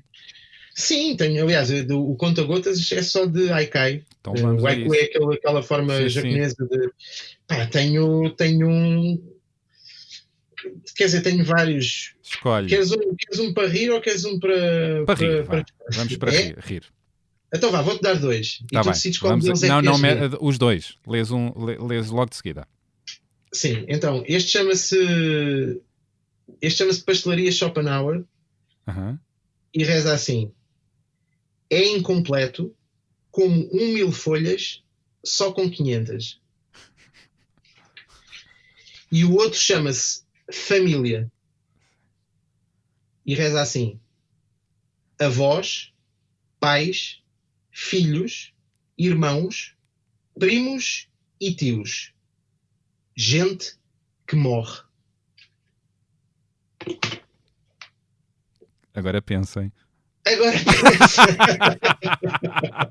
Agora Adoro dizer isto nestes momentos. Olha, tu assinaste também 3 romances, se não podes juntar-te a eles, vence-os, há sempre tempo para mais nada, e A Imortal da Graça. Nesta última, falas muito de uma coisa que te interessa, não é? A perda de memória na cidade, a gentrificação. Sim. Sim. Epá, sim, foi exatamente pela descaracterização que a cidade tem vindo, a cidade e o mundo. Tinha a ver parte muito daquela ideia de que para as coisas crescerem não têm forçosamente de perder a sua identidade, antes pelo contrário, não é? Porque senão estás constantemente a começar do zero. Se estás a destruir para começar outra vez, olha, e pegando naquilo que nós estávamos a falar, perde a identidade. Aquela coisa que eu estava a dizer há pouco, de teres conceitos basilares e construir por cima dessas coisas, não é? Construir por cima e ter toda a camada de história. Se acrescentar é ótimo, mas apagar o que está para trás não tem interesse nenhum. Não faz sentido. Que é aquilo que estávamos a falar há pouco do pensamento literal, não é? Ou seja, se tu estiveres constantemente a regressar a uma forma de comunicação básica em que não há espaço para a figura de estilo, não há espaço para ter dados adquiridos que nos são dados pela memória, não é? Por uma memória comum, uma memória coletiva, e surgiu-me, porque ainda por cima na zona onde eu vivo, na Graça, isso é uma coisa muito presente. O que é que tu vês? O que é que te irrita? O que é que te irrita e te incomoda? A mim irrita-me... São os alojamentos locais? A Disney parque de tematização da cidade. Ou seja, quando tu sentes que à porta está um welcome e de repente parece que estamos em Berlim ou no Japão, é tudo igual.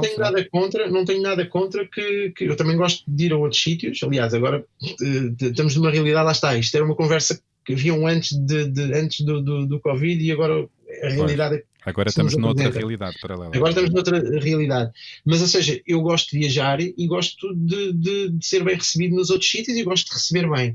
Agora, a minha questão é, primeiro mundizando isto e não ter um discurso só miserabilista do que estamos a tirar as casas, que existe, atenção, e já lá vamos. Mas vamos começar pelo mais evidente, que é, qual é o interesse de ires a outros sítios se depois aquilo a que tens acesso é igualzinho ao que tu tens cá, não é? O pior da globalização.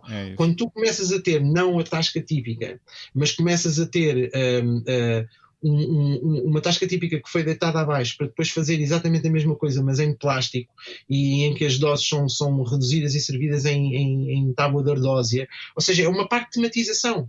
Tu não vais ao castelo da Cinderela, vais ao castelo de que é feito com vais ao castelo de São Jorge, vais ao castelo de São Jorge.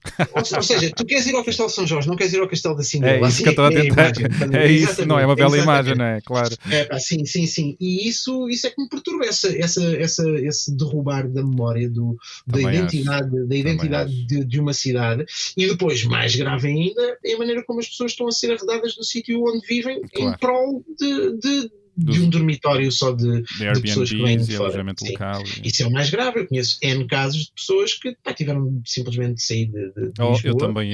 Agora a questão é que com esta crise talvez alguma coisa esteja a reverter, não sei se a médio e longo Pois, prazo ou é só pois. momentâneo. Não é? Sim, vamos ver, lá está, é uma incógnita. Olha, o que é que se segue? O que é que andas a fazer? Opa, estou a fazer muita coisa que não posso ainda falar sobre ela, desculpa. Fala-me de uma, não podes falar de nada? Não posso falar de nada. Pá, na realidade não posso mesmo, Bernardo. Mas desculpa. de que áreas? Podes ao menos dar? De televisão. Mais séries, Sim. mais humor? Pá, se não posso falar. Não há um teaserzinho? Epá, porque são coisas em muitas áreas, estás a ver? É na área da televisão. Olha, posso falar numa. Pela primeira vez estou a fazer uma novela, que era a única coisa que me faltava. Uau, como assim? Estás a escrever uma novela? Nunca tinha feito. Epá, convidou-me a Maria João Costa. E vais colocar umas gêmeas ceguinhas? A história não é minha, a história é da Maria João Costa. Obviamente todos nós, a equipa, temos estado a dar o nosso contributo, mas ela é exímia nisso, não é? Ganha um Emmy, ela sabe exatamente o que está a fazer. Opa, e ela era irrecusável o convite, estamos a acabá-la, ou seja, temos mais um mês e tal. Estás a escrever perante uma história. Sim, que ela define. Eu basicamente faço os diálogos e damos um input, ela pede-nos input e nós damos para contribuir para a história, mas é uma história dela. Verosimilhança, bons diálogos, não é? Pronto, estás a humanizar, sim, estou dar verdade. a fazer exatamente como faria qualquer outra coisa, tendo noção que é um registro diferente. E é possível dar dignidade, qualidade de diálogos à vertigem, ao ritmo de uma novela? Sim, quer dizer, da parte que me toca é o que eu estou a fazer já tens bons exemplos disso. Tenho amigos, o Arthur Ribeiro, que faz connosco O Mundo Não Acaba Assim, que já tem feito muitas novelas, a Maria João Costa, que tem exemplos, provas mais que dadas. Eu não tenho prioridades absolutamente nenhum. Aliás, acho que, e voltando também mais atrás da nossa conversa, aquela coisa de não ser artista, de ser um profissional, se calhar a palavra que eu estava há bocado à procura era esta, era profissional. Eu não sou um artista, sou um profissional. Eu sou um profissional da escrita e interessa-me ir a todas. Interessa-me fazer bem. Fazer bem. O Sir Patrick Stewart, que tinha feito Shakespeare, Beckett, fez assim, e há um documentário muito engraçado que se chama Captains, se não estou em erro, que é o William Shatner do Star Trek, que vai entrevistar todos os atores que fizeram outros capitães de outras séries do Star Trek, e ele às tantas pergunta assim ao Patrick Stewart: tens noção que já fizeste Shakespeare, já fizeste, mas que aquilo que vais ser lembrado é por teres feito de Picard, de Captain Picard no Star Trek, acho que não é o Discovery, é o Next Generation. E ele diz, e então, com todo, ele diz que eu encarei com a mesma seriedade com que ia para um palco fazer um Hamlet, eu encarei o desafio de fazer o Picard. Portanto, sabes que não te importarás de um dia ser lembrado principalmente por uma telenovela? Não me importarei por ser lembrado de nada, e duvido muito até que seja lembrado, seja pelo que for. Começa logo por aí. Mas vou-te dizer uma coisa, eu desde 2001, que quaisquer problemas que eu tivesse com isso, até me dá um certo gozo, porque eu já tinha a questão do Cebola-Mol.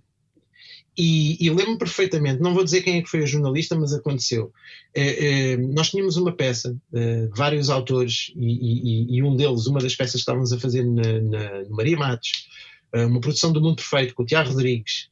De repente houve outro dos autores era o Pedro Mexia, e ela dirigiu-se ao Pedro Mexia perguntando assim: olha lá, então, mas aquele rapaz, já em 2004, já eu fazia isto há uns 7 anos, já era qualquer coisa, aquele rapaz não é daquela coisa dos Cebola-Mol?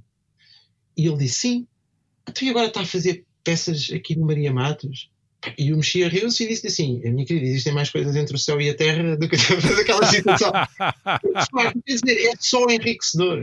Uau, sim. Não é só enriquecedor tu fazeres várias coisas e aprendes sempre. Eu aprendi sempre muito com qualquer das pessoas com quem trabalhei. Sempre. Tenho sempre qualquer coisa a aprender com os outros. Que bom.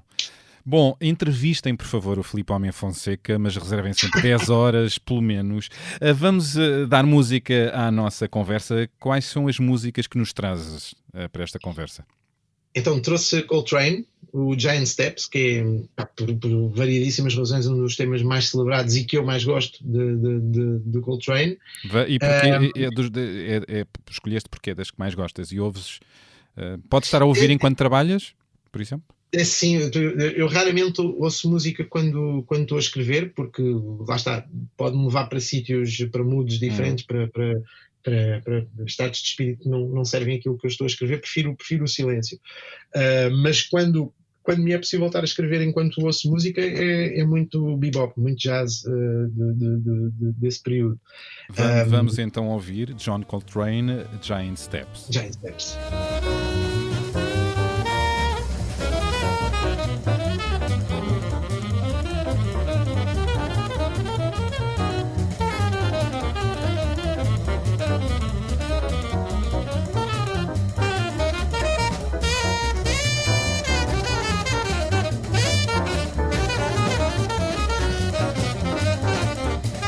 Boa, maravilha, bom som. O que é que segue? Para seguir uma banda que tem uma filosofia, uma abordagem à música com a qual eu me identifico muito, porque lá está, porque são os tipos, são King Gizzard and the Lizard Wizard, que são incríveis porque eles não se prendem a um estilo psicadélico, mais tudo. Eles têm um álbum de jazz, eles têm um álbum de thrash metal, eles têm um álbum de rock psicadélico, eles têm, cada álbum vão a todas, que é o tipo de coisa que eu também acho que faz muito sentido, porque é enriquecedor e aprende-se muito, e as experiências que tu trazes de uma coisa depois servem-te outra, esse cruzamento de referências é super enriquecedor. E aqui a vamos ouvir. Sim, um dos temas que eu mais gosto deles, e que aqui tem esta sonoridade. Se ouvirem outros álbuns deles vão ver que é outra coisa completamente diferente. Qual é o tema? People Vultures. Vamos ouvir People Vultures.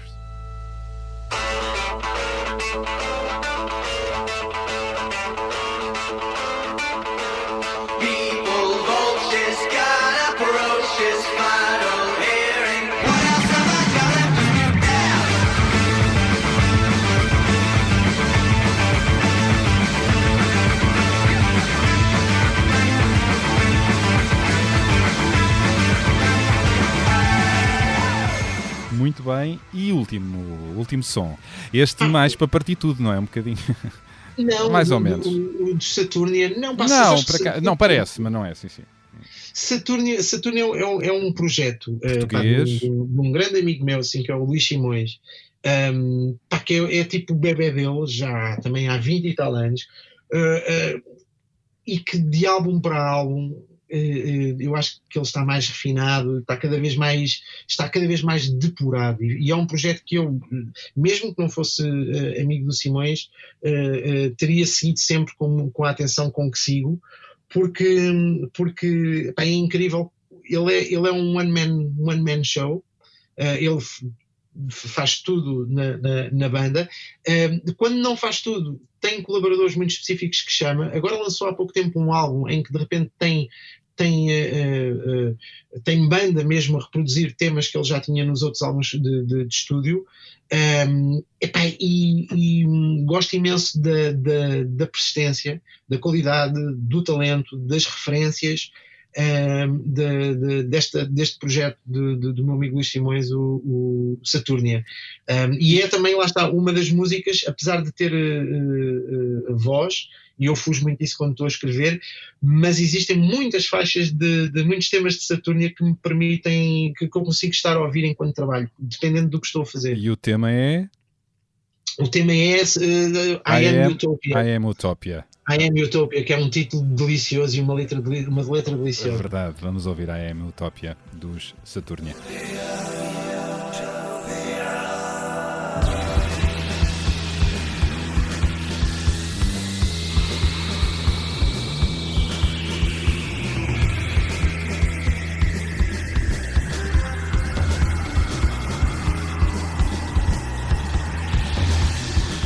Muito bom, muito bem.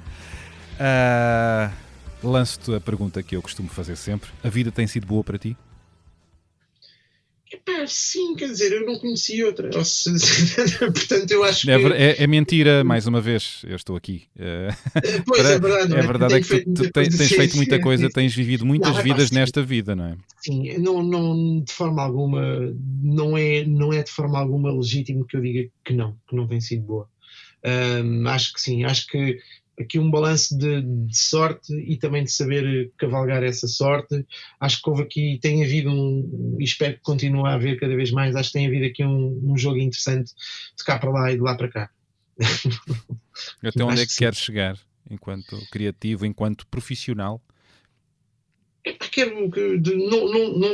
Não tenho um fim em vista e isso acho que é o caminho. É o caminho. É a folha em branco. É a tal folha em branco. Enquanto o fim estiver para lá do horizonte, acho que está tudo bem. Sim, enquanto a coisa estiver para lá do horizonte, acho que o problema vai ser quando se fica a meta está ali. Epá, eu acho que isso é a morte do artista. Bom, acabámos no fim, é o chamado acabámos no fim, acabámos com a morte, muito bem. E tens uma t-shirt, já agora, que diz Sinistro. Sim, é de uma banda também que eu gosto muito, portuguesa, de uns amigos meus, que é uma banda que eu prezo imenso, gosto imenso deles. E que Sinistro. Os betos costumam dizer, isso é sinistro. Olha, sim, já ouvi dito com essa intuação. Mas olha que sou capaz de gostar da banda, mesmo. Achas? Malta, acho que sim, porque eles fazem uma fusão muito interessante. Nunca ouviste aquela banda, é sinistro. Mas olha que acho que deviam experimentar, porque eles fazem uma fusão, aquilo melodicamente é muito transversal. Acho que dei uma chance. Mesmo malta que não gosta de sonoridades pesadas vão ficar muito surpreendidos com Sinistro. Fica a dica. Obrigado, Filipe. Fica a dica. Obrigado, eu. Grande abraço. Obrigado. Grande abraço, Bernardo. Obrigado. Bom, que conversa boa. Eu, por mim, teria continuado, como disse, mais horas à conversa com o Filipe Homem Fonseca. Podia ter pedido uma garrafa de vinho, uns petiscos e seria pela tarde, pela noite fora.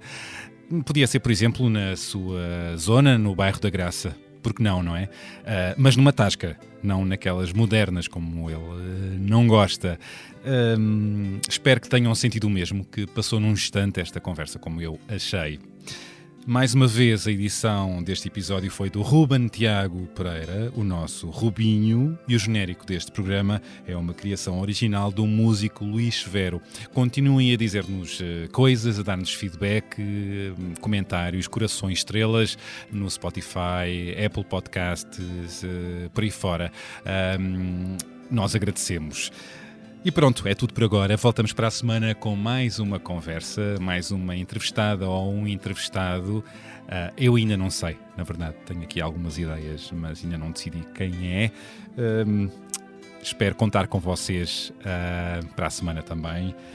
Até lá, pratiquem a empatia, protejam-se e boas conversas.